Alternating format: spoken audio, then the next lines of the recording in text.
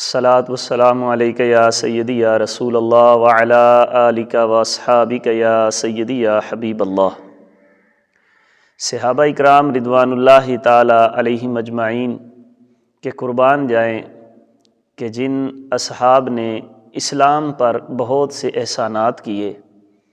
اور ان احسانوں میں سے ایک احسان یہ بھی ہے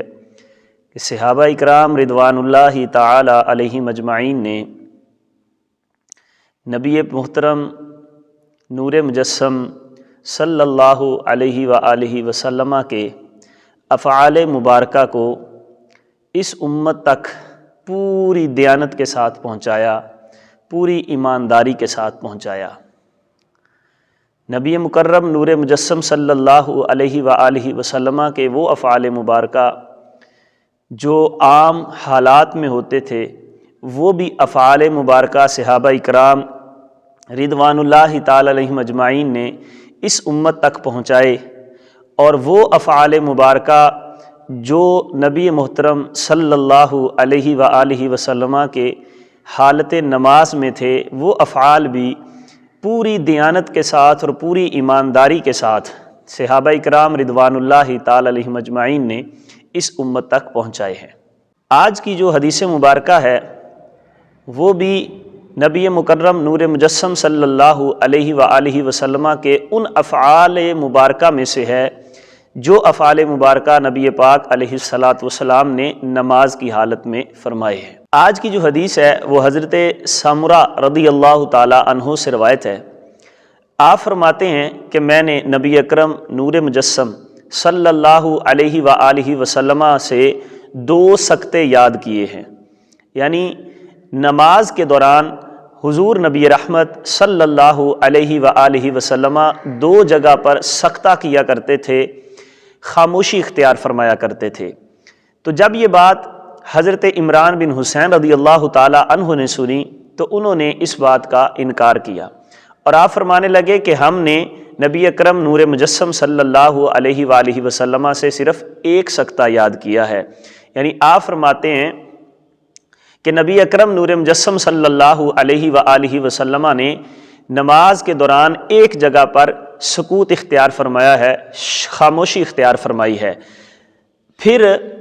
حضرت سمرہ رضی اللہ تعالیٰ عنہ کہتے ہیں کہ ہم نے حضرت ابی بن کعب رضی اللہ تعالیٰ عنہ کی طرف خط لکھا، اور اس خط کے اندر یہ بات ہم نے درج فرمائی کہ ہمارے درمیان یہ اختلاف ہوا ہے، آپ اس کا فیصلہ فرما دیں۔ تو حضرت ابی بن کعب رضی اللہ تعالیٰ عنہ نے اس خط کے جواب میں ارشاد فرمایا کہ حضرت سمرہ رضی اللہ تعالیٰ عنہ کی یادداشت ٹھیک ہے، یعنی آپ نے حضرت سمرہ رضی اللہ تعالیٰ عنہ کا جو فرمان تھا اس کی تصدیق کی کہ نبی پاک علیہ الصلاۃ والسلام نماز کے دوران 2 جگہ پر سکوت اور خاموشی اختیار فرمایا کرتے تھے۔ امام ترمذی رحمۃ اللہ تعالی علیہ فرماتے ہیں کہ حضرت سعید رضی اللہ تعالیٰ عنہ کہتے ہیں کہ حضرت قتادہ رضی اللہ تعالیٰ عنہ سے پوچھا انہوں نے کہ یہ 2 سکتے کیا ہیں، یعنی یہ نبی پاک علیہ الصلاۃ والسلام جو نماز میں خاموشی اختیار کرتے تھے تو کس جگہ پر یہ 2 جگہ کون سی ہیں کہ جہاں پر حضور نبی رحمت صلی اللہ علیہ وآلہ وسلم خاموشی اختیار کرتے تھے؟ تو حضرت قتادہ رضی اللہ تعالیٰ عنہ فرماتے ہیں ایک قرات سے پہلے، یعنی سورہ فاتحہ کی قرات شروع کرنے سے پہلے حضور نبی رحمت صلی اللہ علیہ وآلہ وسلم خاموشی اختیار فرماتے، اور دوسرا فرماتے ہیں کہ جب امام ولضالین کہتا ہے تو اس کے بعد حضور نبی رحمت صلی اللہ علیہ وآلہ وسلم خاموشی اختیار فرماتے۔ اس حدیث کی شرح میں حضرت ملا علی قاری رحمۃ اللہ تعالیٰ علیہ نے بھی یہی بات لکھی ہے۔ آپ بھی فرماتے ہیں کہ یہاں جو 2 سکتوں کا بیان ہے، 2 جگہ خاموش رہنے کا بیان ہے، وہ حضور نبی رحمت صلی اللہ علیہ وآلہ وسلم پہلی خاموشی اس وقت اختیار کرتے تھے کہ جب ابھی قرات شروع نہیں ہوتی تھی، یعنی سورہ فاتحہ کی قرات سے پہلے اور تکبیر تحریمہ کے بعد کچھ دیر خاموش رہتے تھے۔ اور اس کا مطلب یہ ہے کہ ملا علی قاری رحمۃ اللہ تعالی علیہ فرماتے ہیں کہ اس دوران نبی رحمت صلی اللہ علیہ وآلہ وسلم ثنا پڑھا کرتے تھے۔ اور دوسرا سکتہ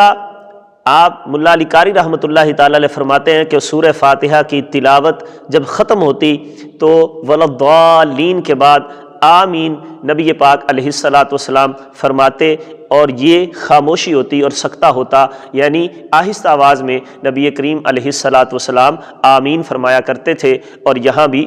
گویا کہ خاموشی ہوتی تھی۔ اور یہ اس لیے ہے کہ جب سورہ فاتحہ کی قرات کی، اس کے بعد جب امام ہے وہ قرات کر رہا ہے تو اس کا سانس پھول سکتا ہے، تو اب یہاں پر تھوڑا سا وہ رکے گا تاکہ اس کا سانس بھی بحال ہو جائے اور مقتدی اور امام جو ہے وہ آمین بھی کہہ لیں، اس کے بعد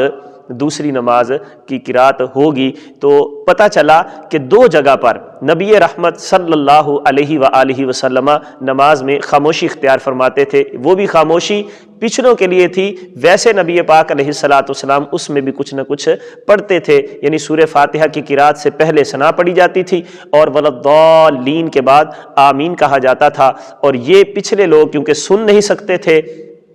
آہستہ آواز میں ہوتی تھی، اس لیے وہ کہتے ہیں کہ نبی پاک علیہ الصلاۃ والسلام یہاں خاموشی اختیار فرماتے تھے۔ اللہ کریم کی بارگاہ میں دعا ہے اللہ تبارک و تعالی ہمیں سمجھنے کی توفیق عطا فرمائے۔